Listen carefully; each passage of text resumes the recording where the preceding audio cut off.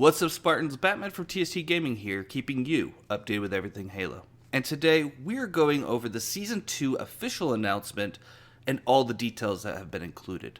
But before we get started, please subscribe for more Halo content.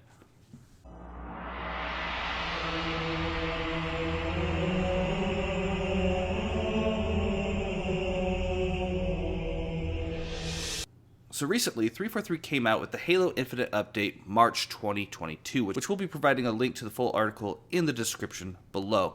Now, basically, this was to kind of answer the questions of what is 343 working on right now? When can we expect new content? Things of that nature. So I'm going to be going over the highlights of the article, and again, if you want to read it, we have it up for you in the description. So they did say that this is the focus of the Halo Infinite team in priority order. 1. Addressing issues negatively impacting the player experience. 2. Completing Season 2 and delivering it as promised on May 3rd. And 3. Continuing work on Campaign Co-op, Forge, and Season 3. They did note that we also have a Priority 0 that undergrids everything we do, namely Team Health, with an emphasis on getting ourselves into a sustainable development rhythm so that we can deliver great experiences to all of you while keeping a healthy work-life balance. Now, Priority number 1, addressing critical issues. So they kind of deep dive a little bit more of the priorities. So we're going to go into it as they do. So Priority 1, addressing critical issues. And they said, since the launch of Halo Infinite, we have been carefully tracking and analyzing all critical issues negatively impacting players' experience with the game and supporting services. The internal name we have for this process is the Hot List. Every week, we refresh the hot list with new insights and review issue prioritization and progress towards fixes. The hot list serves as a vital internal planning tool for our monthly development sprints, as well as the hot fixes, content updates, and seasons we deliver to you. Some of the issues on the hot list are gaps in the Halo Infinite experience that we only fully understood close to launch and were unable to address at an acceptable quality bar before ship. An example of this kind of known hot list issue is Spartan Career, aka score-based player progression. Examples of unknown issues at launch were vulnerabilities in our anti-cheat system and problems with BTB matchmaking that we didn't realize existed until we launched the game at scale. Thus far, we have prioritized acute unknown before ship issues that have a widespread negative impact on the shipped experience. Some items have been addressed and cleared from the hot list, such as big team battle matchmaking. Some have had partial improvements but need more work, like anti-cheat, and others are in active development but are not yet released, like Spartan Career, Campaign, Co-op, and Forge. We are working on a public-facing version of the hot list similar to what the studio did during the Master Chief Collection update so that all of you will have a clear and constant window into the status of hot list issues as we work to address them. In the meantime, the Halo support website remains your best place for information and help if you're experiencing any issues with the game. I'm going to pause that right there. Basically, what I take away from this is that they have a list of issues, which are plentiful, right? We all know that Halo Infinite isn't in the best place right now. While the game still has a lot of fan base and potential, and I still believe in the game will reach that potential, it's going to take a little bit more work for them to get it there. With that being said, what they did with the Master Chief Collection and making sure people knew what was going on with it, what was wrong with it, all the updates, they were very transparent from my recollection as to what was going on and what we could expect, which is something they haven't quite done with Infinite yet, but here they basically say they want us to have a similar idea of what's going on with Infinite. So like when Big Team Battle was broken, they were pretty clear, like, hey, we know Big Team Battle is broken, we're working on an update, and then the update came, it didn't quite fix it, so they came up with another update. They were very transparent about that. And so I'm hoping for a little bit more transparency from 343 going forward. Next up was Priority 2, shipping Season 2. Now, this is the one that really was what this video is really about. This is the thing I'm really happy to sink my teeth into. And they say if you check your Season 1 Battle Pass, you'll see that Season 1 ends on May 2nd, and that's because Season 2 will launch May 3rd. I'm very excited to announce the official name and theme for Season 2, which is Lone Wolves. They said that by theme we mean a core idea that guides the creation of much, but not all, of a season's content. Lone Wolf Spartans are hunters, trackers, they're resourceful improvisers operating deep in enemy territory without resupply or support. They're fierce, rugged, and prefer to work alone, but they're still loyal to the Spartan pack. Here's an early peek at 2 of these Lone Wolves. And it says concept for 2 of Halo Infinite's Lone Wolves coming in Season 2. That's Spartan Sigrid Eklund on the left and Spartan Din, I may be mispronouncing that, on the right. You'll learn more about them and spend more time with Spartan Commander Lorette Agrina as you dive into Season 2's story. A mix of cinematics, story-themed events, battle pass items, and more that embody the Lone Wolves theme. But like I said, not all season content is directly linked to the theme. And a prime example of this is our free Fracture Armor core for Season 2. Here's a concept of that core. We can't wait to show you all the customization options for it, and for the free Lone Wolves Armor core.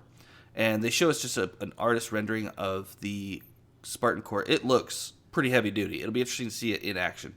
During Season 2, we will also be shipping playlist updates, balance changes, new modes, and maps, specifically one arena map named Catalyst, and one BTB map named Breaker. The new modes include Last Spartan Standing, a free-for-all elimination mode, as well as another new mode named Land Grab, plus the return of an updated all-time favorite mode, King of the Hill. We will have a lot more to share about Season 2 maps, modes, customization options, and narrative content in April as our marketing and promotional campaign kicks into high gear. So the takeaway from Season 2 is they didn't release a lot of information. The first thing they said was it was going to be released on May 3rd, which was not a surprise. A lot of people expected it to arrive the day after end of Season 1. Lone Wolves being the title and theme of Season 2 was kind of an interesting one. I didn't know where they were going to go from Heroes of Reach, because in Heroes of Reach, we got the ODST armor, we got a Mark 6, we now have a Mark 5 with the Tactical Ops. I didn't know exactly where they were going to go. So I'm interested to see more of this Lone Wolf content that they're looking at. Now, when they showed the armor of the guys, they do look really cool. And it looks like they got a little bit more like attachments and things of that nature. So hopefully we'll see some really cool skins, colors, armor pieces, and that. I'm really looking forward to the Fractures armor. Like, it just looks like you are a tank. Like, imagine if Master Chief had a double up armor and there's a big Spartan insignia on the front. And they made it sound like there's going to be a lot of different pieces that you can kind of rotate into it. So that'll be cool. But I wonder how big you're going to actually look in-game. Now, they did say that they'll be shipping playlist updates, balance changes, new modes, and maps. And then they only listed 2 maps. One arena, which was Catalyst, and one big team battle named Breaker. Now, looking at the one picture they have of Catalyst, it has a very Forerunner-esque design. And we could probably see from the picture, it looks like we could see a thruster pack pickup right there.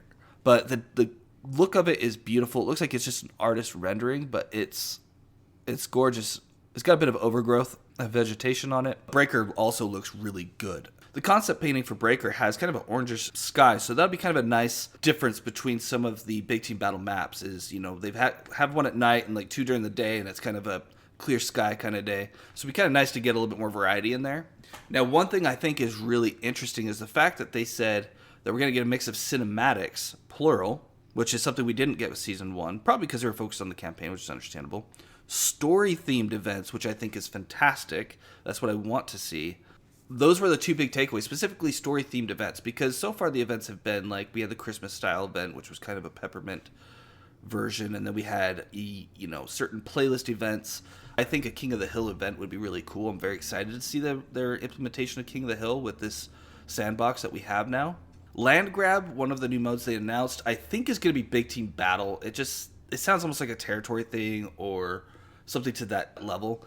I am really looking forward to Last Spartan Standing, the free-for-all elimination mode. So it sounds like you're going to have either one life in a round, and once you lose it, you're out. And it's just about, being the last one standing, or you're going to have X amount of lives. Either way, I'm very excited that they're trying to experiment, because this game has so much potential.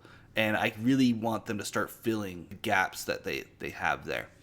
But we're going to find out more information about Season 2, the maps, the modes, customization options, and narrative content in April. So that's just right around the corner. So we don't have to wait too long to find out more. This was just a little teaser to whet our appetites. And then the third thing they said was working on campaign co-op Forge in Season 3. Here's what they said about it.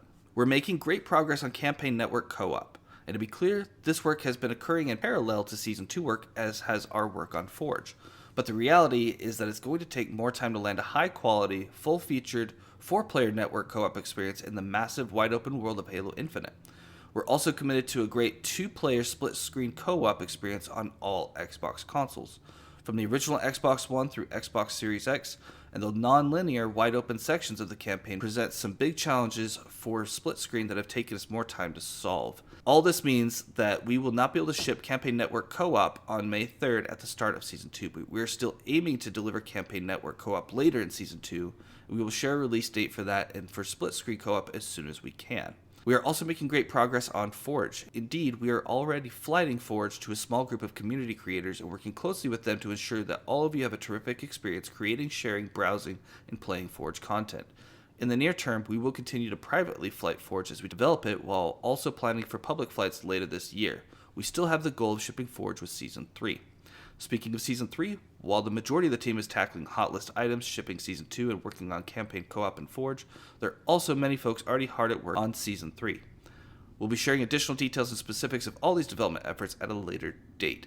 Importantly, we're not just planning to address hot list items at the start of seasons. Similar to Update 1.1.1 that launched a little more than a week ago, we intend to ship fixes, features, and content in more agile ways during our seasons. And then they kind of wrap up everything and say, on behalf of the entire team, thank you again for your patience and your passion. Please keep the feedback coming. Know that we are listening and learning, and that we are working hard to deliver more Halo Infinite content we hope you love to play. Joseph Staten, Head of Creative, Halo Infinite. Now, it sounds like we're basically not going to be getting co-op right at the start of Season 2, which they didn't necessarily promise it that way, but that's what a lot of people kind of took away from it, and I'm sure that was what their initial goal was. Because now it's just going to be about whatever the story is in terms of multiplayer and whatever modes come out right away.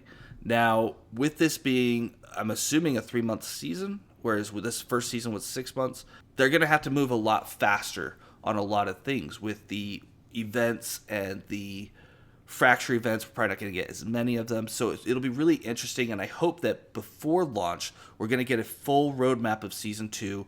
On this date we're getting this, on this date we're getting that. That way we kind of can plan, especially as like a content creator goes, or as people who are busy with life but don't want to miss out. If they could say, hey, you in 2 months you're going to be playing this experience, this event, you can kind of plan around that. So my hope is that they'll be a little bit more transparent. This isn't quite the roadmap that Joseph Staten had promised us, but this might not be the roadmap that he's referring to be fair. But let us know in the comments below what your takeaway is from the second season, and whether or not you think it will be even better than Season 1. And that's all we have for today. If you did enjoy this video, please like and subscribe. Thank you for watching TST Gaming, and until next time, just play.